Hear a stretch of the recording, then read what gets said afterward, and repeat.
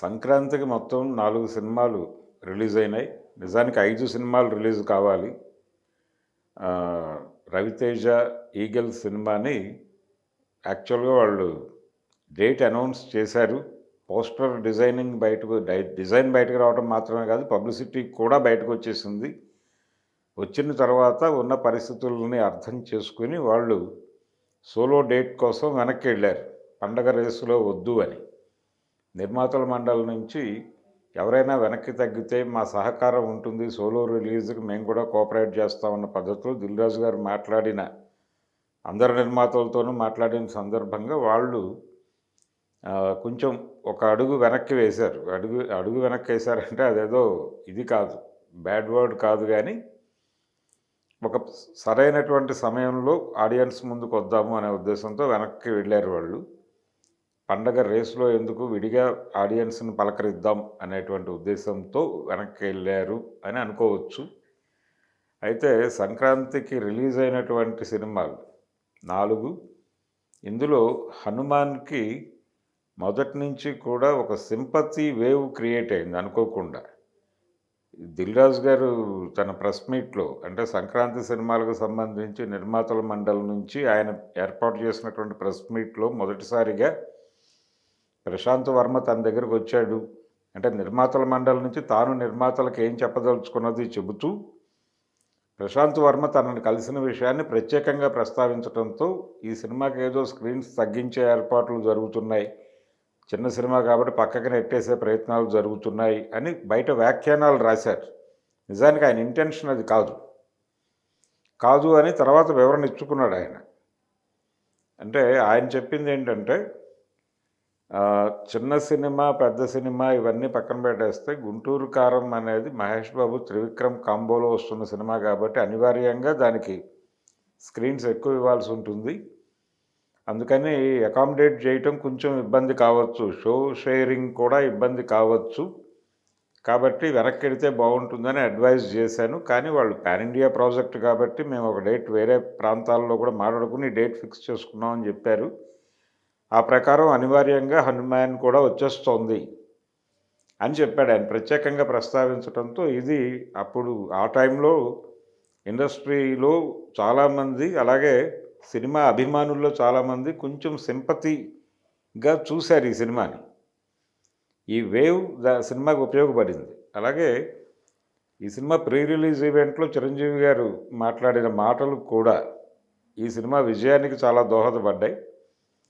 థియేటర్లోకి వెళ్ళినటువంటి, అంటే థియేటర్కి జనాలు వెళ్ళేటువంటి మూడ్ క్రియేట్ చేసినాయి ఇవన్నీ. అలాగే దిల్ రాజు వర్సెస్ చిరంజీవి అని బయట రాసినటువంటి వార్తల్లో కూడా అది కూడా ఒక చిన్న స్పెక్యులేటివ్ వార్తే. నిజానికి ఆయన ఇన్ని ఎన్హాన్స్ చేశాడు కానీ దిల్ రాజుని క్రిటిసైజ్ చేయాల. అయినప్పటికీ దాని మీద కూడా రకరకాల వ్యాఖ్యానాలు వచ్చినాయి. ఆ వ్యాఖ్యానాలు అన్నీ కలిసి ఆ సినిమాకు ఒక పాజిటివ్ వైబ్ క్రియేట్ చేసినాయి.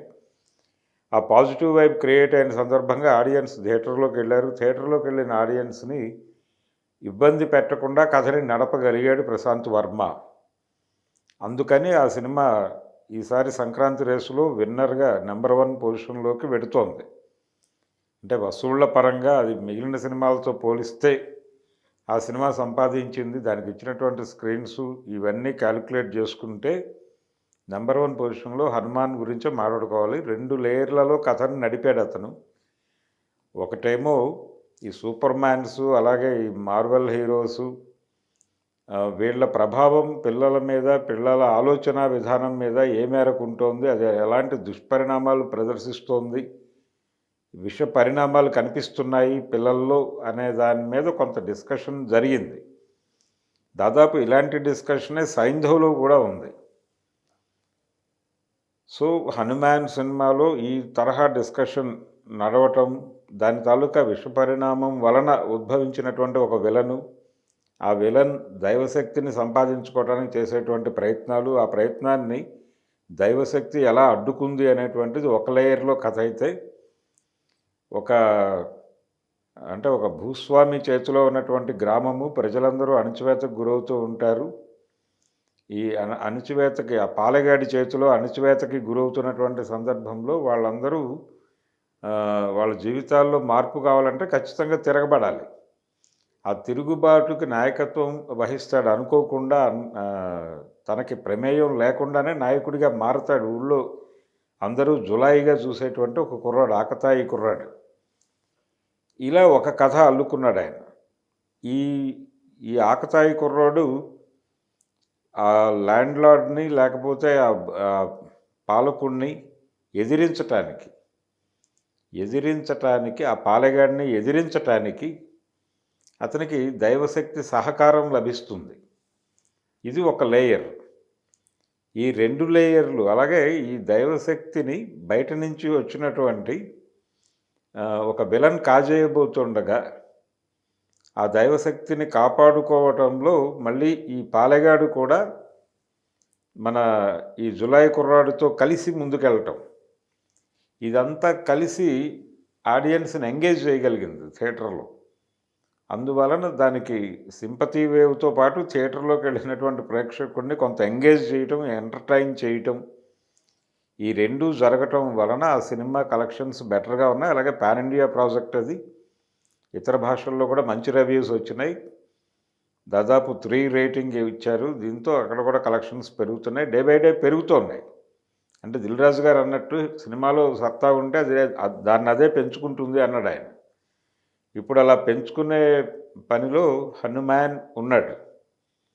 ఇది నెంబర్ 1 సినిమా అనుకుంటే, నెంబర్ 2 ప్లేస్లో సామిరంగా, నా సామిరంగా సినిమా అని చెప్పుకోవాలి. అక్కినేని నాగార్జున గారు పండగని టార్గెట్ చేస్తూ సంక్రాంతి సినిమాగా దీన్ని, అంటే సంక్రాంతి పండగకే ప్రాధాన్యతనిచ్చి తీసినటువంటి సినిమా ఇది. గ్రామీణ నేపథ్యంలో జరిగేటువంటి ఒక కథ ఇది. ఈ కథలో అన్ని రకాల ఎమోషన్సు పండేలాగా డిజైన్ చేసుకున్నారు. సో ఈ సినిమాకి పాజిటివ్ రియాక్షన్ ఆడియన్స్ నుంచి మొదలైంది కాబట్టి ఈ సినిమాని మనం సెకండ్ ప్లేస్లో చూడొచ్చు. థర్డ్ ప్లేస్లో వెంకటేష్ గారి సైంధవ్ సినిమా నిజానికి వెంకటేష్ గారి కప్ ఆఫ్ టీ కాదు. కానీ ఆయన యాక్షన్ సినిమా చేసి చాలా రోజులైంది.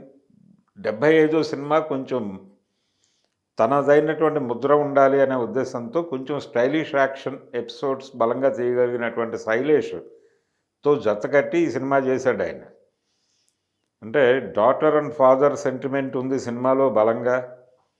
అలాగే ఈ సినిమాలో ప్రధానంగా అతను డిస్కస్ చేసినటువంటి పాయింట్, ఇప్పుడు ఇందాక హనుమాన్లో మనం చెప్పుకున్నట్టుగా ఈ మార్వెల్ హీరోలు, సూపర్ హీరో పాత్రలు, వీటి ప్రభావం పిల్లల మీద ఎలాంటి పరిణామాలు చూపిస్తాయి, దానిలో ఒక అంటే ప్రమాదకరమైనటువంటి అంశం కూడా ఉంటుంది అనేది కూడా ఈ సినిమాలో డిస్కస్ చేశాడు. దాంతోపాటు పిల్లల్లో పెరుగుతున్నటువంటి వెపన్ వ్యామోహం, ఆయుధ వ్యామోహము, అలాగే హింసా ప్రవృత్తి, అవతల వాళ్ళని నిర్మూలించాలి, అవతల వాళ్ళతో ఆర్గ్యూ చేయాలి, వాళ్ళతో స్నేహం చేయాలి, వాళ్ళ మంచిని చెడుని కూడా మనం యాక్సెప్ట్ చేయాలి అనేటువంటి వాతావరణం కంటే కూడా అవతల వాళ్ళు మాట్లాడిన మాటలు ఏమాత్రం హర్టింగ్గా అనిపించినా వాళ్ళని చంపేద్దామనే లెవెల్కి ఆలోచించడం అనేటువంటి హింసా ప్రవృత్తి పిల్లల్లో చాలా పెరిగింది. సెల్ఫ్ సెంటర్డ్నెస్, ఈ సెల్ఫ్ సెంటర్డ్నెస్ నుంచి, స్వార్థం నుంచి పెరిగిపోతున్నటువంటి హింసా ప్రవృత్తి, దీని మీద కొంత చర్చ